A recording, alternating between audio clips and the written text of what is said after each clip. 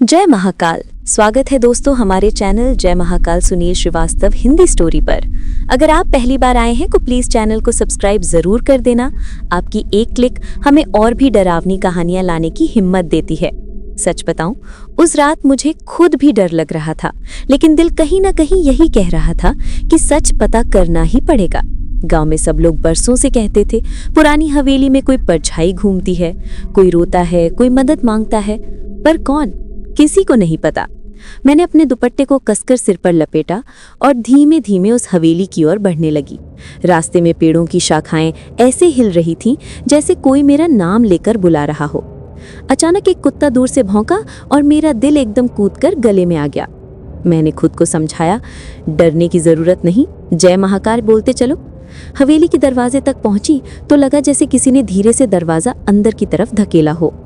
हवा में मिट्टी, सीलन और पुरानी लकड़ी की अजीब सी बदबू घुली हुई थी। मैं अंदर पहुंची ही थी कि ऊपरी मंजिल से किसी बच्चे की सिसकने की आवाज आई।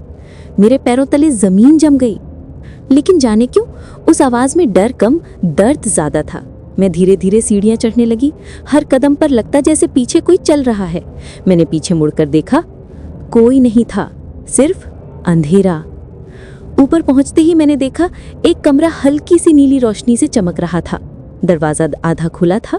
मैं डरते डरते अंदर गई और मेरे हाथ से दुपट्टा गिर पड़ा। कमरे के बीच में एक छोटी बच्ची खड़ी थी, लगभग 7 साल की। टूटी हुई फ्रॉक, रोती हुई आंखें और उसके पैर जमीन पर नहीं थे, हवा में तैर रहे थे। मैंने समझ लिया कि वो इंसान नहीं है, लेकिन वो डरावनी नहीं लग रही थी। वो ऐसे रो रही थी जैसे कोई बहुत बड़ा दुख उसके दिल में दबा हो। उसने मेरी तरफ देखा और फुसफुसाई, आप मेरा सच सुन लेंगी तो मैं चली जाऊंगी।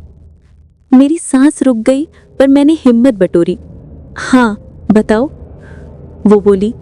मैं यहाँ खेलते खेलते गिर गई थी, किसी ने मेरी मदद नहीं की। मेरी माँ अब भी दरवाजे पर बैठकर मेरा इंतजार करती है।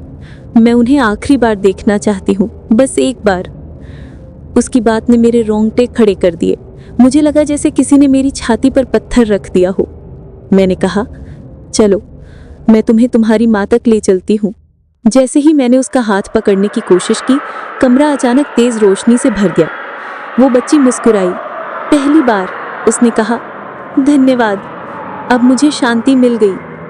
और देखते ही देखते वो धुएं की तरह हवा में घुल गई। कमरा बिल्कुल खाली, हवेली एकदम शांत, जैसे वहां कभी कुछ हुआ ही नहीं। लेकिन जाते जाते एक बात मेरे कानों में गूंज गई, सच्चाई हमेशा डर से बड़ी होती है। मैं नीचे आई तो हवेली के चारों ओर का अंधेरा भी हल्का हल्का दूर हो रहा था, जैसे किसी ने उसे आजाद कर दिया हो। उस दिन के बाद से वो हवेली कभी डरावनी नहीं लगी, बल्कि जैसे कोई बोझ उतर गया हो। दोस्तों, अगर कहानी ने आपके दिल को छुआ हो तो प्लीज चैनल को सब्सक्राइब कर देना। आपकी एक एक क्लिक हमारी हिम्मत बढ़ाती है और हमें ऐसी नई कहानियां लिखने की ताकत देती है।